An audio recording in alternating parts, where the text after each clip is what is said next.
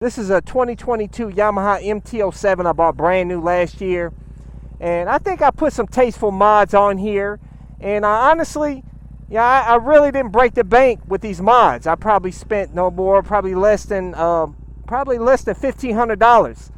But I tell you, on that WR250R Dual Sport that I had, man, I dropped like $5,000 in mods on that bike.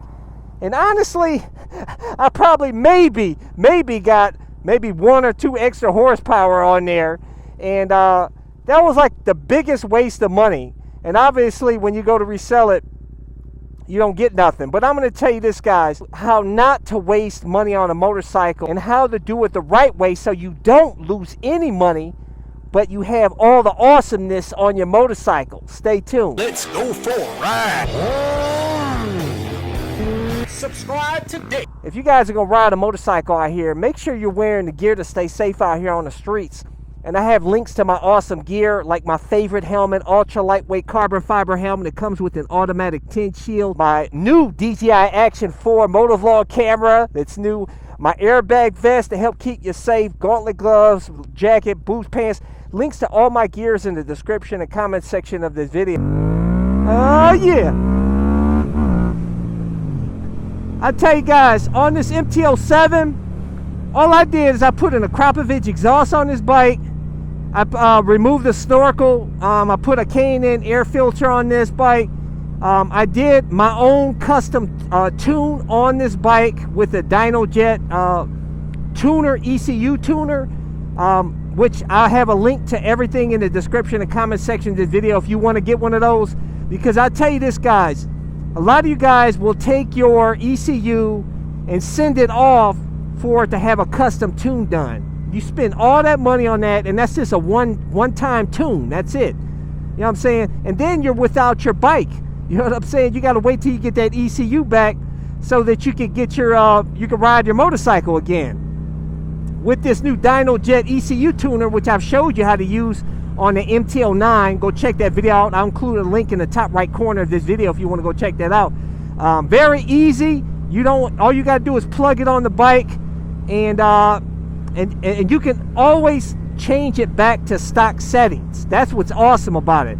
Unlike the other tunes that you send off in the mail for, send your ECU off in the mail, you can't go back to stock. So actually, that technically could void your warranty when you mess with the ECU like that, as where the DynoJet ECU flasher tool that I have, you can go, it retains the stock settings, so you can go back. So if you ever have a problem with your bike, you can go ahead and put the stock settings back on, so when you take it to the dealership, you don't have no static with them talking about your warranties voided. And you can use the tuner for multiple bikes. Of course, you got to purchase the tune, but it's a whole lot cheaper than sending it off to a custom tuner or whatever. And I took the mirrors off of this bike. I got these Amazon bar end mirrors that are absolutely awesome. I did a full build series on this MT-07. I have a link to it in the top right corner if you want to see the full build series I did on this. I did put on a phone mount here, which is awesome. It charges the phone. It also this setup even powers my camera that's on the bar here. So I don't have to put batteries in that, which is awesome. So that's pretty much all I did to this bike. Of course, I've got the fender eliminator set up there. Like I said, all that is in my build series if you want to see everything that I did. I don't think I spent any more than $1,500 on everything, And that's all you need, guys. And then when you go to sell your bike, all you got to make sure you keep the boxes to everything. And then you can take the parts off and keep all your stock parts. So when you go to sell the bike, put all the stock parts back on, take off your parts that you put on the bike, like this Akrapovic exhaust, by the way, I forgot to mention. Put that back in the box, sell it secondhand. You'll get some money out of that. And also when you go to sell your bike, people will think that was always stock. Because I tell you, one knock against selling your bike with all the mods and everything is some people think you're probably rough on the bike, and you've damaged the bike somehow or something with all these extra mods and stuff.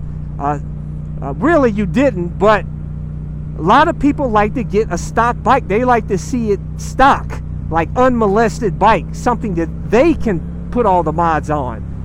So that's the best way to avoid losing any money, man, is to, like I said, sell all the aftermarket parts, put the stock parts back on.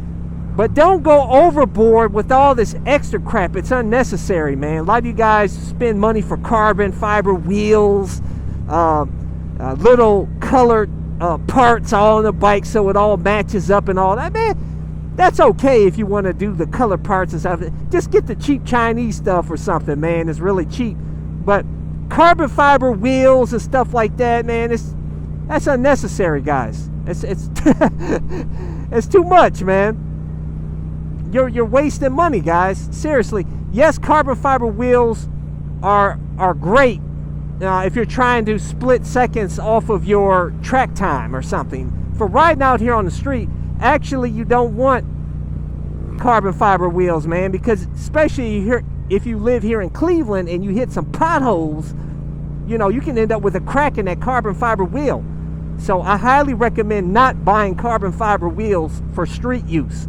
Only for track use. I've seen so many guys spend so much money on their bikes, and that's their prerogative, you know what I'm saying, if they want to lose money and everything.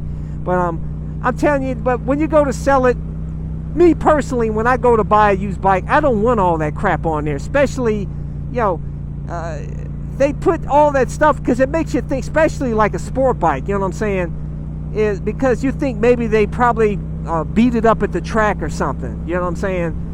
And I want an unmolested bike. I try to get bikes, if I do buy it used, with super low miles, fully stock form.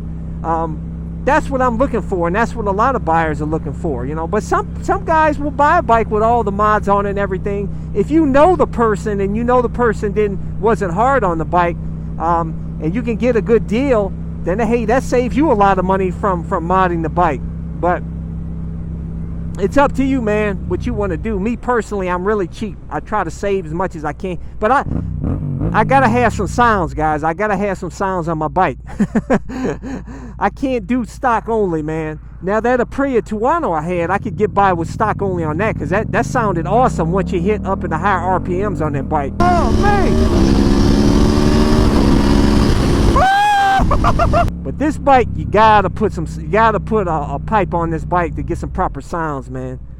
You know what I'm saying? I can't ride with no sound. It's just you might as well get an electric motorcycle, man. Yeah, baby. Yeah, baby. We out here on the MT-07, baby. Yeah. But anyways, guys, leave a comment below. What do you guys think? How much money have you put into your bike or previous bikes? What's the most you've spent on your bike? I just want to hear from you. And as far as selling the bike, how much of a loss have you taken? And let's talk about it. That's why I do these videos, to help incite community discussion. I appreciate all you guys. Make sure to hit thumbs up, hit the subscribe button, hit that little bell symbol so you get notified when my new videos release. But I release new videos every Sunday, Tuesday, and Thursday at 11:30 a.m. Eastern Standard Time. Till next time. Check out my playlist for new riders and popular videos. Don't forget to comment and subscribe, and check out my other channel, Bug Out Moto, where I customize a van for my motorcycle so I can live in my van with my motorcycle and travel across the country anywhere. Subscribe to my YouTube channel, Bug Out Moto.